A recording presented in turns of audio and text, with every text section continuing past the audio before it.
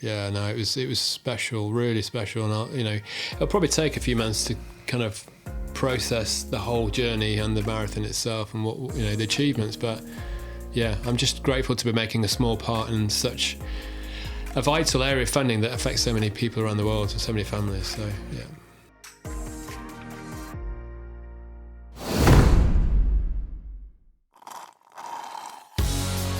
Hi, and welcome to the There's Another Way podcast with me, Adam Halverson. And me, Pete Dalby.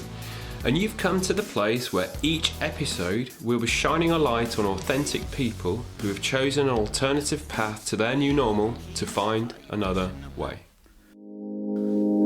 So, Pete. No guest today. No guest? Well, you're the guest. Well, yeah, true. Big weekend this weekend. A little bit. There's not much going on. I'm doing a little run on Sunday. Yeah. Yeah, London Marathon 2024. Yeah. It's here. So it's been a bit of a journey, hasn't it? I guess we were supposed to run it together. Yeah. I didn't get into anything, so I was going to run it on a treadmill whilst you were running it. Then I had my health stuff. Yeah. But you have continued as planned. You got your sponsorship. Well, you got in through the Brain Research UK. What do you call it? Ballot or charity? Yeah, exactly. Yeah. So it's very difficult to get into the ballot for the London Marathon. I think there are over 500,000 subscribers for 40,000 places, and the bulk of those are charity places anyway. So it's really difficult to get in. Yeah. So I basically, if we go back this time last year, I was in a pub in London with my old Canadian roommate who was running the London Marathon, and he was going to collect his number ahead of the race. I was learning all about it from him. And the London Marathon's always been on my radar ever since I was a kid because it's my birthday weekend. So it's just always resonated with me, watching people run on the TV, thinking, yeah, it'd be kind of cool to do the marathon one day. Never really thought too much about it.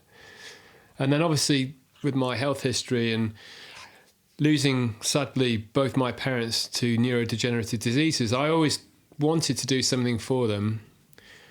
But I couldn't do anything for Alzheimer's without doing something for Parkinson's. I couldn't do something for Parkinson's. So I was in this bit of a conundrum in terms of what to do. So having been inspired by my Canadian roommate, I thought, okay, well, let me have a look to see which charities are out there that maybe cover something similar. Incredible charities doing wonderful things. So there's a charity that provides care for people in homes with neurodegenerative diseases. Brilliant. I mean, obviously that's really important. But for me, I felt like I needed to do something that was kind of more proactive, as in, earlier on in the process. So I found this amazing research, a charity called Brain Research UK, who are doing vital funding into lots of different areas through brain injuries, brain tumours, neurodegenerative diseases. So I thought, well, that's perfect because that kind of covers both sides of the spectrum on that side for me. So that's why I chose them. Amazing. And I think your sort of interaction with them and your support and the kind of some of the groups that you found on the journey has been pretty epic, hasn't it? It's blown me away.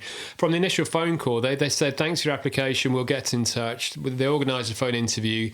I was running through my story, the health history and where I'm at, and the fact that I turned 48 tomorrow, the day before the London Marathon. My dad was 48 when he got diagnosed with Parkinson's. Halfway through my story, she said, just to let you know, you've got a place. I'm like, wow. I'm running the London Marathon. Put the phone down and thought, shit, this is it. This is happening. When was that? That would have been probably May time last year. Okay, so late April, so early not May. far off a year ago. Yeah. And then obviously I joined the WhatsApp groups, joined the Zoom calls. They laid on lots of sessions with experts, running coaches, lots of different sessions to help you, lots of information. They've been so supportive.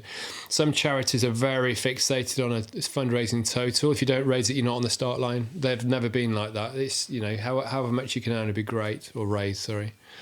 But yeah, some of the stories have been so humbling, honestly. I mean, all I'm doing really is getting fit for a marathon. I've got health concerns further down the line, but there are people in the group who suffered major strokes. There's a guy called Andy who's going to walk the entire 26.2 miles, and he's struggling to get to the shops on a daily basis. He's doing the marathon. It's just incredible.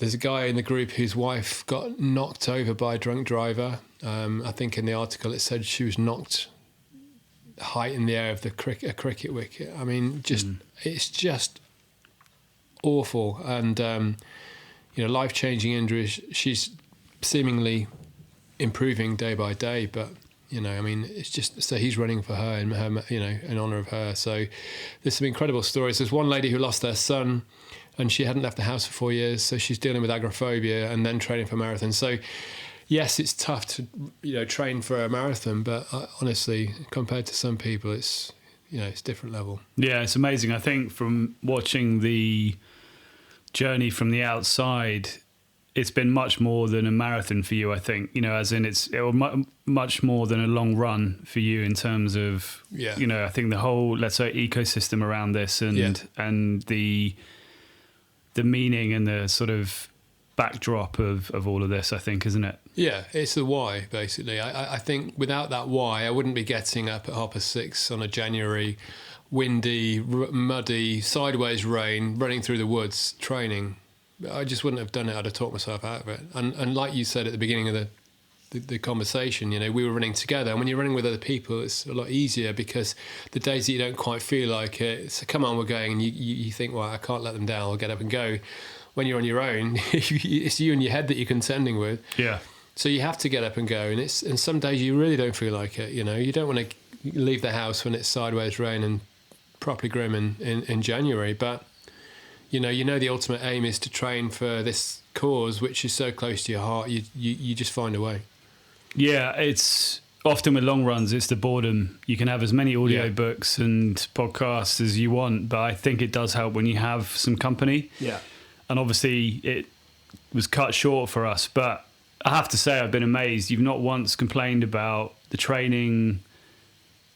You've sort of mentioned, I've got what's the longest training run you do? I think 30 miles or something? 37 kilometres I've done twice, yeah. So that is 5K short of the actual marathon distance. So those are the runs, the pillar runs that stand you in good stead, apparently, for Sunday. I did a 32 in between. Yeah, you're right, it's boring. It's boring as hell when you're running for 3.5 hours on your own. So I quite often put Chris Evans' breakfast show on. I love podcasts. As you know, we host one. But I think with podcasts, you have to focus intently for the duration of the podcast. And I find my thoughts drift off. So I found that Chris's breakfast show is great, because you'd have a bit of music, a bit of chat, a bit of podcast snippets. And, I found it quite a nice balance to get me through those longer days. Yeah, just to say, runs. Chris Evans, if you're listening, which obviously you are, come on, do us a favour and come on the podcast. It's about time. You got a super fan over here. He's got plenty of time, right? Exactly. He's not busy at all. He did give us a few shout outs along the way as well. Yeah. In fact, I got a shout out one day when I was running down the main road here about 6:30 in the morning. He gave me a shout out, and it just felt like I was flying for half a kilometre down the road. It was Amazing. Well, I think also also around here as well, the routes are quite undulating. Obviously we live in the Chiltern Hills, so it's quite challenging terrain around here. So I think also what hopefully you should find when you do the run is it'll be nice and flat, actually, comparatively. Yeah, hopefully, yeah. I mean, London starts on a hill downwards, I think, but it's a difficult one. I don't want to bore people to death with marathon chit-chat, because for someone that's not doing it, it's, great you're doing a marathon, but when you're immersed in it and you're involved in it yourself, it's incredible. And I know many people that have run London, and they just say how special it is. So I'm just nervous, but also super excited to see how it will be, on Saturday. And ultimately my aim was to raise as much money as I can for a fantastic cause that's very close to my heart. And if I look at the total at the moment, it's just ridiculous. I mean, when the charity asks you how much you think you can raise, it's kind of finger in the air. Well, I don't know, 3,000 or 4,000. Thinking, well, that'd be fantastic, wouldn't it? But as it stands at the moment, I'm looking at it here, it's £9,350. That's amazing, isn't it? Which blows my fragile little mind, if I'm honest. I mean, the support I've had has been some more phenomenal. brain research. Yeah, exactly. The network, the friends, the local businesses, honestly, it's been unbelievable. I think also it might be worth sharing actually some of the some of the events that the main event that you did that I think was a bit of a journey, wasn't it? It was a big journey. In fact, I think it's been more of a journey than the marathon training, to be honest. But in my positive outlook, I thought it'd be a really good idea to organise a charity ball. I saw somebody had said they did one once and they raised a load of money. I thought, brilliant. I'll bring everyone together, have a charity ball, raise a load of money. Everyone has a great time. What's not to like? So I found a local business, the Crown Plaza, Crown Plaza in Marlow. The staff that worked there were brilliant, so helpful. But I did have a few challenges with them. And look, it was probably naivety on my part, but I kind of overestimated the amount of guests we'd be able to get there. Obviously, times are hard. And, you know, when you're organising an event in January or February, it's not the most appealing time to organise an event. But, you know, I said we'd get 130 there. In the end, look, we got 81 people there, which is fantastic. But we had to pay for 130 people. So at one point, it was looking like I was going to lose about $3,000. I'd be $3,000 out of pocket, and I kind of rationalised that and thought, well, you know, $3,000's $3,000. I'd rather not, but it's raising awareness. Everyone will have a great time, and it's going to wipe out my fundraising so far. But let's see what happens. Yeah, it is what it is. I was resigned to that fact, and you were brilliant through that whole process, because I think when you're stuck in that situation, sometimes you can't see the wood for the trees, and you said, well, just give them a call and just see what they can do. And they weren't very forthcoming with help and assistance. In the end, we negotiated a little bit off, which made a difference. But yeah, I have to say, on the night, everyone coming together, the auction, you know, Ollie B did a brilliant job hosting. You know, you did a brilliant job helping me get all the audio stuff set up. And I heard the DJ was extremely sexual and appealing to the opposite sex. EDM market. Yeah, there was several requests for EDM. Have you got any Boney M? Yeah, and it was a very eclectic request of song choices, but there we go. But I mean, I will say, to be fair about the Crown Plaza, I think maybe let it be a lesson to them. They actually ended up sort of being quite fair in the end, I think. But she was the lady I dealt with was brilliant. The team on the day were brilliant. It was the management side of things that just did not budge. They saw it as a corporate entity. They didn't appreciate that it was a charity that I was running on my own. They were very hard nosed. They would not budge, and it was disgusting behaviour, if I'm honest. And it's not the first time that I've heard that this has happened. Even, I'll give you another example. At the end of the night, or the next day, I followed up and just said to the lady I was dealing with, thank you very much, you were super helpful. The staff on the night were great. We paid for 130 Prosecco's for everyone on arrival, and of course we were only 80 people there. So, you know, that is 50 glasses of Prosecco that have gone unclaimed. So I said, look, because the staff are so good, why don't we split it? You know, the next time you have a staff party, you know, everyone has a glass of Prosecco, and we'll have the rest for when I finish the marathon.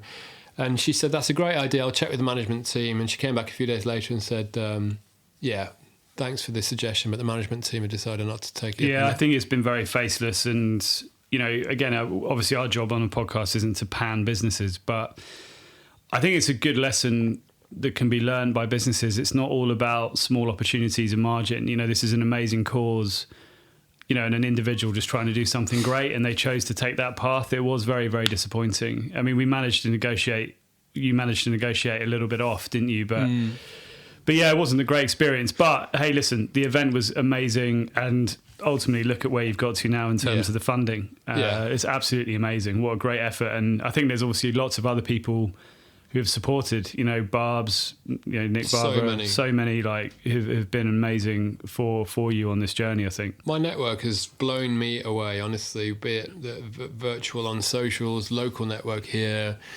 friends groups. Nicole's been unbelievable, my wife, because obviously, you know, I've had to take a lot of time out of the family home running for 3.5 hours at the weekend. But yeah, I've got my friend Nick, who's created the running plan, the Carrot 100 running plan that I've stuck to avidly all the way through, which has really helped me. And I've probably missed a load of people as well, but everyone has just rallied around and. Well, not to mention the guests that you had coming from around the world who went to the event. Yeah, no, it was special, really special, and you know, it'll probably take a few months to kind of process the whole journey and the marathon itself and what, you know, the achievements, but. Yeah, I'm just grateful to be making a small part in such a vital area of funding that affects so many people around the world and so many families. So, yeah. Yeah, absolutely. I mean, obviously you have different segmented charities, don't you, for some of the more individual diseases? I think there's a separate Parkinson's one, separate absolutely. Alzheimer's. Yeah, and I support those as much as I can, but because you can only choose one charity for the marathon, I had to choose one, and I couldn't choose one or the other. So to me, it felt Brain Research UK was the right one. And I have to say, they're an incredible charity and incredible people. They've been so supportive all the way through as well. And yeah, the group we've got, the WhatsApp group of, I've met some of them. I was at the expo yesterday picking up my number. I met a few people there. I'm looking forward to meeting more after their marathon on Sunday, and they've booked an area of a pub in Trafalgar Square where we'll all meet afterwards and have a catch up and a chinwag and compare notes on the race. Superb. Well, I think the aim is to. I guess we're recording this before the race. Yeah. Then we're gonna. I'll try and take some snippets of the day. I mean, I don't want to focus on it too much, but I thought it might be quite nice to get a few interviews in the before the start and maybe afterwards as well. Well, I guess so. Actually, if you're listening to this, it's going to sound a bit weird because we're going to have this, which is before. Then you're going to do some recording on the day, and then I'll limp in some point next week and account for the day. Exactly. So I guess we'll be doing this. It'll go live maybe a week after. Yeah. And when your knees are shot and you've snapped 17 different types of ligaments in your ankle. Ligaments I didn't even know I had, Yeah, exactly. But no, I mean, look, the amount of training you've done, like I said, I mean, not trying to blow smoke up your ass, but that's twice I've said that today. Might help me on Sunday. Yeah.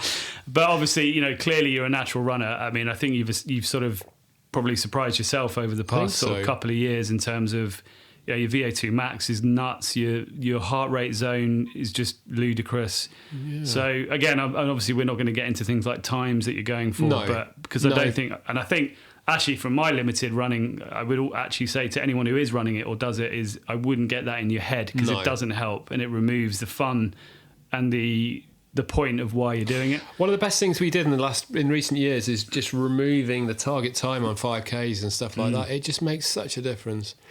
I think what's interesting, I think when you throw yourself into something, you are more hyper aware of how much or how many people are actually running the marathon. I mean, I think in terms of the global population, it's a ridiculously small amount of people that have ever trained to run a marathon. But there's such a buzz at the expo in London yesterday. People collecting the numbers.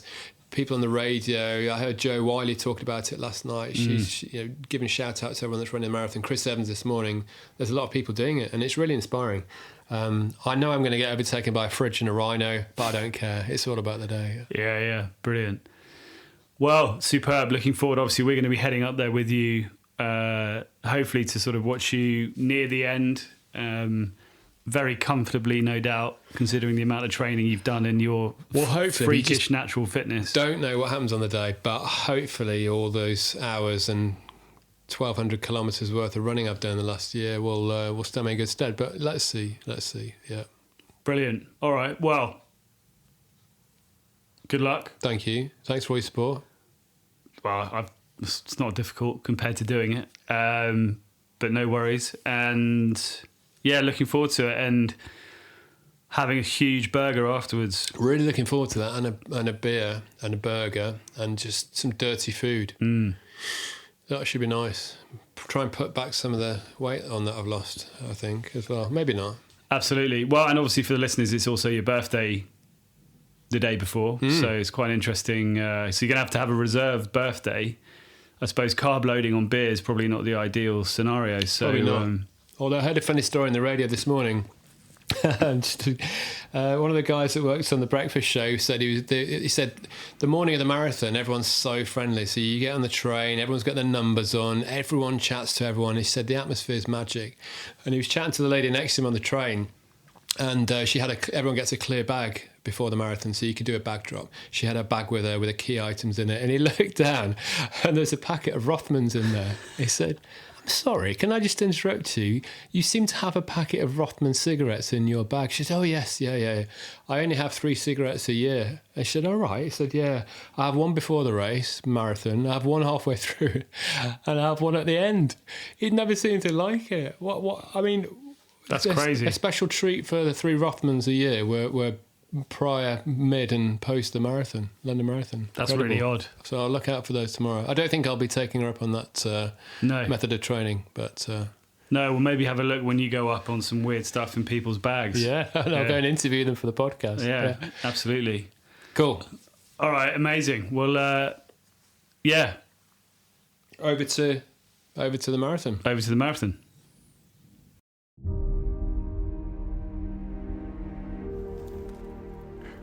Good morning. It's finally here. Marathon Day 2024. It's the 21st of April 2024. It's about 6 o'clock in the morning. A terrible night's sleep. I kept waking up every 2 hours thinking it must be time. Just having a coffee, thinking about the day ahead. Need to leave for my cab in about half an hour. Excited about today finally being here after all these months of prep, planning, training. It's finally here. The sun is shining. It's pretty cold, but looking forward to the day ahead and to see what it brings. Just arrived at Greenwich Park, an hour and a half in the cab. Atmosphere's building, people everywhere. Just had a really nice chat to an English guy and an American lady from Florida who are running today. I can see a guy in his dressing gown walking up. And here we are, just arrived in the red zone. Feel really sick, to be honest. I've just tried to shove some cold porridge down my throat, which didn't go particularly well. I'll try and finish the rest in a bit and see what's going on here. Check in soon. Backdrop toilet done.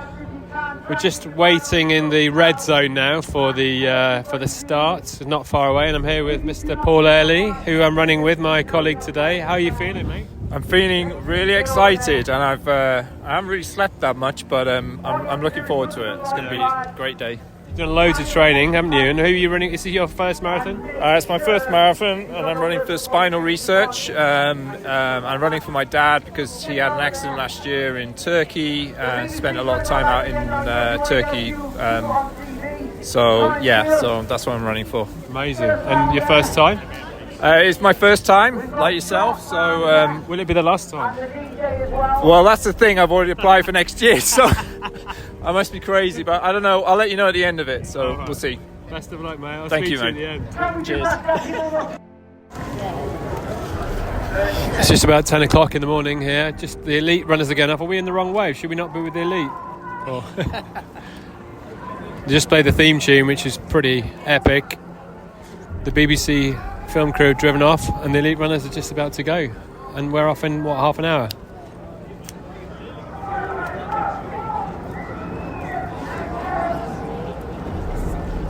And we're off! Woo!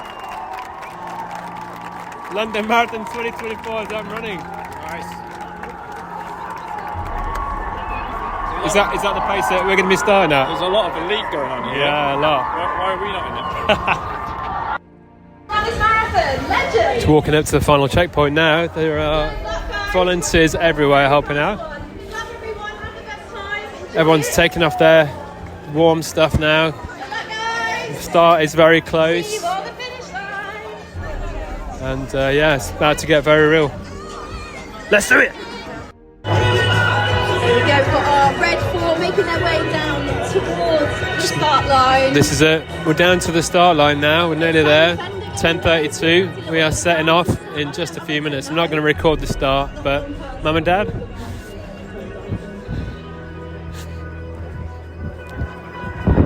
It's for you. Marathon has started now. Go and enjoy it, guys. We're off. You're doing really well. We're very proud to have Let's you. do this! Just past the 10k mark. Fairly happy with the pace so far. The atmosphere is off the flipping chain. I've never seen anything like it. There are people cheering everywhere, volunteers all over the place. Absolutely amazing. Just waving at the TV cameras. Get in there. Amazing. Oh, I can see the Ketty Sark now as well. Just unbelievable. Streets are lined with people. Never seen anything like it. Wow. Oh, just run over Tower Bridge. Wow, what an experience. Incredible. Absolutely incredible. 40 kilometres across the line now. I saw my family, Nicole and the kids. It's epic. Just looking for one more cheer point. I'm nearly there. Come on! Oh, it's all done. Got the medal around my neck. It's finished. All done. London Marathon 2024 finished. I can't believe it. What an experience.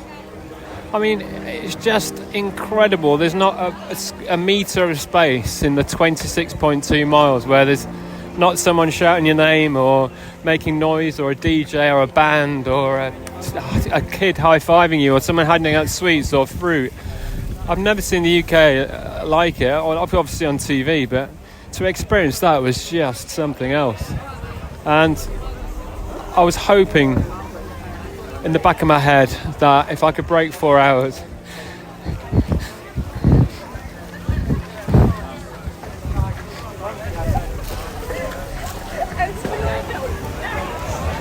I'd be a happy guy. But 3:48, man, wow,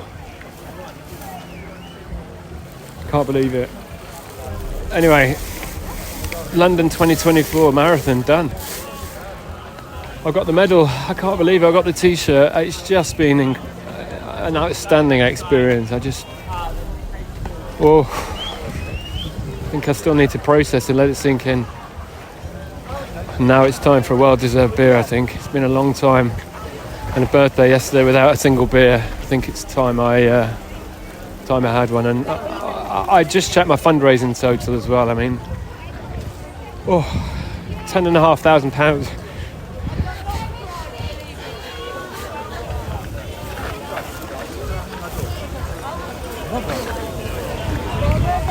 It's incredible.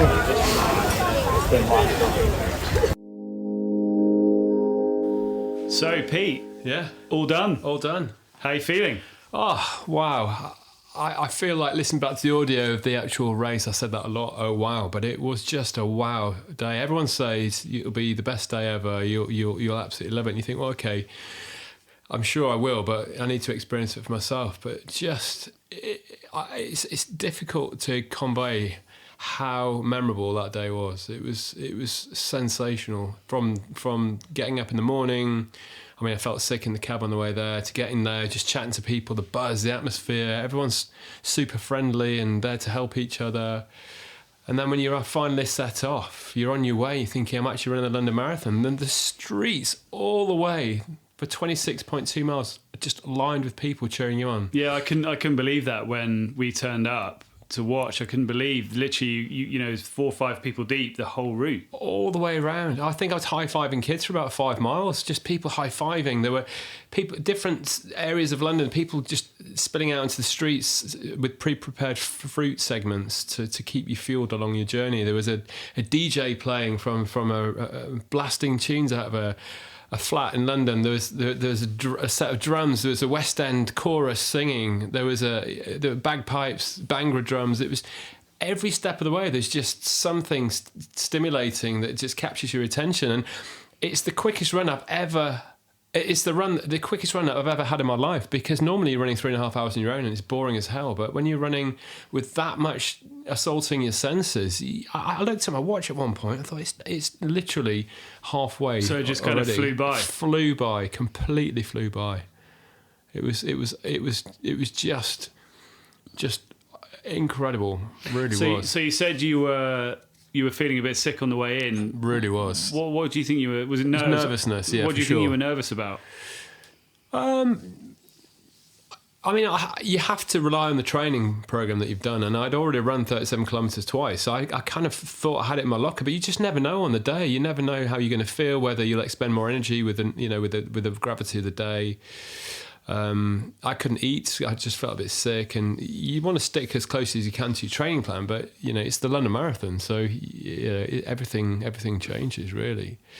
I mean, I was surprised at how many people that were running it. I mean, I think that I read somewhere there were 53,000 finishers, but it was elbow to elbows for 21 miles. Unless you're weaving in and out and jumping onto pavements, it was very difficult to gain up time, I thought. But yeah. The volunteers, the amount of volunteers, they were so positive and friendly and encouraging. Water stations is just an army of volunteers. Lucasade stations, an army of volunteers. And then after each Lucasade station, it was a bit like running through a Wetherspoons on a Friday night because of the sticky floor. It's like you had that for about a mile afterwards. But wow, I mean, I was getting messages on my watch. I could see all the messages coming through of encouragement and people sending me my split times, which I couldn't read. You'd need a magnifying glass to read those when you're running. But yeah, it was, I just wanted to do everyone proud as well. And you think, okay, timings wise, I'm doing okay. And then you progress further and further. And at one point I thought, right, I'm going to dedicate 8 miles to 8 special people. So it helped me through the final stages. And I got distracted and lost about 2 miles. And I lost the mile markers, realised that I was further along than I thought, which I guess is a good sign. That's always good, yeah. And then Nicole and the kids were there at mile 23, which was amazing to see them. And what a special feeling that was to see them. Yeah, perfect. And then obviously, great timing as well. Oh, it was so good. I mean, because obviously there are people cheering you on earlier on, but it was just starting to think, we're getting into the weeds a bit here. It's getting pretty heavy. So that was perfect timing. And then you guys were at mile 25, which, you're nearly there. I remember seeing a message coming on my watch saying 1 mile to go. I'm like, wow, 1 mile, this is it. We're nearly there. Seemed quite sprightly. Yeah, I felt it. And then it was like a war zone with about 2 miles to go. People were pulling over, stretching. There were medics. It was like, oh my, this is getting real now. This is getting real. And then you turn into the mall, and you think, I think there's a sign for 200 meters left to go. And you think, I've done it. I'm there. So I think, obviously, it went really pretty smoothly, I think, all in all for you, apart from maybe the nerves at the beginning. It feels like the whole experience was quite smooth. Running wise, I don't think you didn't feel any injuries. I don't think you had any times where you were worried you might have to stop or pull over. Not at all. It was so consistent, actually, and on track with what I was hoping for. I thought and wondered maybe on the day I might be able to push it a little bit and get a little slightly quicker, and I was ever so slightly quicker than my 2 training runs, but it's also flatter, isn't it? Probably? Yeah, it is. And on reflection, for me, I think I got a really fine balance between soaking it up and enjoying the day and not fixating too much at a time, but also having a time that I'm really proud of. I mean, smashing 4 hours, 3 hours 48 was wow. I mean, it's really good first effort. I think so. In my head, particularly for an old. Well, it is. It's really good. 48. I mean, in my head, I thought if I can break 4, I'd be happy. But you never know on the day, and I just wanted to enjoy it. So to get 3 hours 48 was, I was super happy. And since then, I've had lots of lovely comments about being impressed by the time. So that's great. I mean, I can't ask for more than that. And it was just an honour to run it. Amazing. I mean, I think obviously, in the spirit of there's another way, I think obviously one of the things which I hope from this episode, we can show as well is that so many people think a marathon is completely out of their reach or out of their reality. And I mean, obviously, like when you think about this, really you started training, we've been running together a few years. Yeah. So obviously you had a decent base. I had a base, that's true. I got injured over Christmas, so I had a month off, but I did have a decent base, I suppose. And then the training plan that I got from my good friend Nicholas, the Carrot 100 marathon training plan, is 100 days. And it builds you up bit by bit. So to have that plan put in front of me, there's so many moving parts and things to think about when you're running a marathon. You think, like you say, a marathon, that is, but when you're building up gradually, you realise how it is attainable, because you're running 3 to 5 kilometres a day, and then that long run builds up on a Sunday, and incrementally each week you suddenly 10, then 12, then 15 kilometres, and then 20, then you're at a half marathon. You think, wow, I've just run a half marathon, and then in time you're building up to that 37 kilometre, which is only 5k short of a full marathon. So it worked really well for me building up, and I went into this thinking I'm not going to shoot for a time.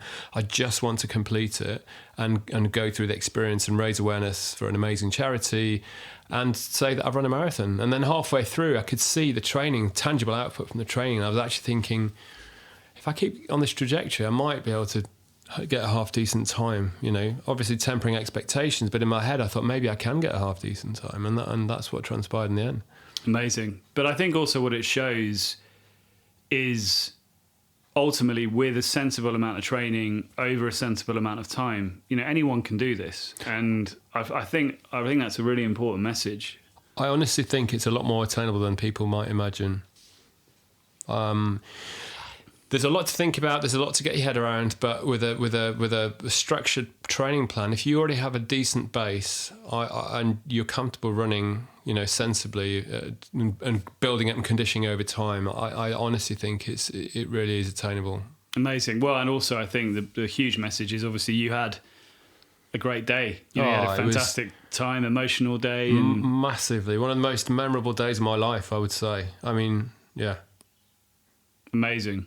And after the race, my head, I've just run them. It was so difficult to process. I mean, you can hear from the audio from finishing the race.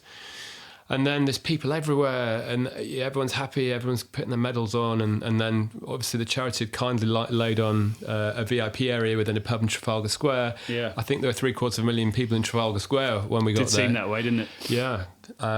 So it was so nice to put names to faces of people that I've been in the group with, the inspiring stories, and people I've not met from the charity. And I was able to catch up for a few words with the chief executive of Brain Research UK as well. So let's hear what she has to say. Fantastic. I'm absolutely delighted to be joined today by Caro Blakely, who's the Chief Executive of Brain Research UK, who, as you know, I ran the London Marathon for this year. Thanks so much for your time and for coming on and agreeing to have a brief chat, Caro. How are you doing?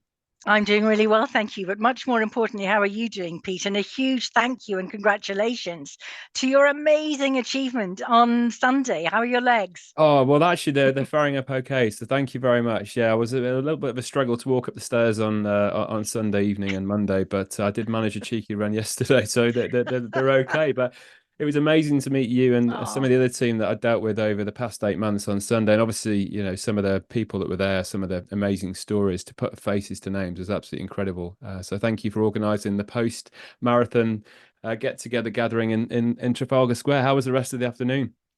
Oh, it was amazing. I think, Marathon Day is an extraordinary day. It is a culmination for so many who've been through the months of training and fundraising and the challenges of all of that. And particularly with our team like you, the personal aspect to it. It's very important to so many of our runners because too many of them have very personal reasons for running for us. So the least we can do is help support and look after the runners as best we can. We're not the ones that have to run 26.2 miles. Yeah. So I think the least we can do is make sure you're supported in the run up, along the route, and at the end, because also, as you've just said, it's wonderful to put faces to names, because there's a real community feel, which we think is really important, and particularly this year was built up around the team of runners. Yeah, community and family, I would say, for sure. And it was interesting. I think at nearly every mile marker, there was someone with a big sign saying 24 miles to beer, 23 miles to beer. So I was thinking of the Brain Research UK party all the way around, which was really nice. But although we don't provide beer, Pete. Well, that's true, but there was beer on tap. But yeah, I very much enjoyed that first beer after all that training. But yeah, so how have you found 2020 for you and your team compared to other years? How has it been this year as a charity for you? Well, just amazing. Aside from the real community and family aspect that I think particularly was felt this year, the London Marathon is by far and away our most important fundraising event. We typically raise sort of 600, 700,000 from it. It is the single biggest event we have. So it is incredibly important in terms of fundraising and also grant making, because it allows us to fund project grants and post-doc fellowships in that key area where there is huge unmet need in neuro. So thanks to you and what you've helped achieve this year, we're hoping to be in the region of 750,000, which is just staggering and a real testament to all of you. We had a team of about 317 this year that pounded the streets and completed, which is just fantastic. Wow. And is that the largest group so far? Or do you typically have that many runners running each year? Because that's a lot of people, isn't it? It is a lot of people, and actually, to be honest, this year and last were slightly skewed because of COVID, obviously, because the races were cancelled. So we've actually benefited from places that were carried over from those runs. But typically, we would hope to field a team of about 250. But again, we would hope to generate about sort of 600,000 again. So it's a really core part of our fundraising year. In terms of not only the income, but also in terms of the awareness. Great. And so I guess your team's now taking a well-earned rest after all of the marathon exploits. But I see that the books are already open for 2025, so it all starts again so quickly. Well, it all starts, and in fact, it started on Saturday because the public ballot opened last Saturday, the day before this year's marathon. So we ask everybody to apply through the ballot in the first instance, because obviously that helps increase the number of runners that we have on the day. But no, we've already had several hundred inquiries for places for next year. I think people get bitten by the bug. Yeah. You know, they see it on television and choose their favorite charity, or the charity that most chimes with their personal reasons for running. And so it's been quite a busy week. Yeah, I can imagine, and plenty more to come in the weeks and months that follow as well. But yeah, fantastic. Well, all right, Cara, thank you very much for taking the time today. I just want to say a huge thank you to you and your team. It's an honour representing Brain Research UK. You have an amazing team. Pippa, Helen and Georgia, who I dealt with mostly, were incredible, and they're a credit to you and your organisation. So I just want to say a big thank you to them for making me feel so welcome and part of the family, and also to all the incredible stories and people that I met on this journey in the group. There's just an endless list of people and their stories that's been inspiring to me and many other people that have heard them along the way, I'm sure. So thank you very much. Well, that's really kind of you to say, but our thanks to you, Pete, and all of the other runners, because it makes a real difference. We are a very small team, so a huge amount of the money that is raised goes directly to where it is most urgently needed, which is research. So thank you. We could not do it without you. So really appreciate it. You're very welcome. Brilliant. All right, Cara, thank you very much. Right. Great to speak My to pleasure. you, and best of luck for the rest of the year. Thank you. Thank you. Look after those legs. I will. Thank you, Cara. Take care. Bye. Thanks. Bye-bye. Well, brilliant. Well done. Obviously amazing. Like I said at the beginning, it was incredible to watch your training. You never wavered from your structure, even when you were abroad or whatever. Obviously, you kept injury free, admittedly, after changing a few different types of shoes. But yeah, I mean, I think, it's been a great experience watching it from the outside, and, great time. And it's given you more hunger to do more, and obviously you're trying to get into next year's as well. I've already applied, yeah. The ballot, so they open the ballot for next year at a very convenient time when everyone's heads full of marathon stuff. So I did apply to the ballot and charity again this morning, which I didn't think I would do, but I have, and let's see what happens. I think it's safe to say I've well and truly got the bug. And you get an email with all the official photographs a few days after the marathon, and I was looking through those, which was fantastic as well, and noticed that my friend Chris Evans had photobombed one of my photographs. So I hadn't realised I'd run past him, otherwise I'd have said hello. So that was quite cool. Fantastic. And I think Joe Dommett's in one of them as well, the comedian in a piranha suit. I think he's in front of me as well. So. Right. Right, brilliant. So that was funny. And I saw the fridge guy carrying the fridge, gave him a few words of encouragement on the day as well. So Amazing. That was cool. So, but yeah, thank you for all your support, and hopefully this is a little insight into what it's like to run a marathon. And if anyone has any questions or wants any tips or advice, I know plenty of people that know a lot about running, but if they're not available, come to me and I'll more than happily help with my experience based on this year, because it's been superb. Fantastic. Well, brilliant, mate. Again, well done. And, so glad it all went well.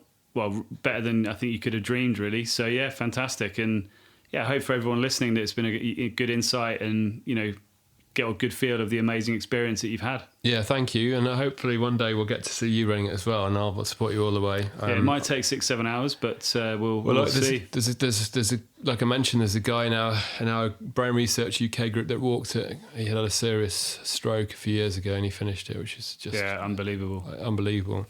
So I just want to thank you again, the Brain Research UK charity, amazing charity. All the team that ran this year, the camaraderie, their inspiring stories, just awesome. And all the volunteers, the army of volunteers that make that marathon possible.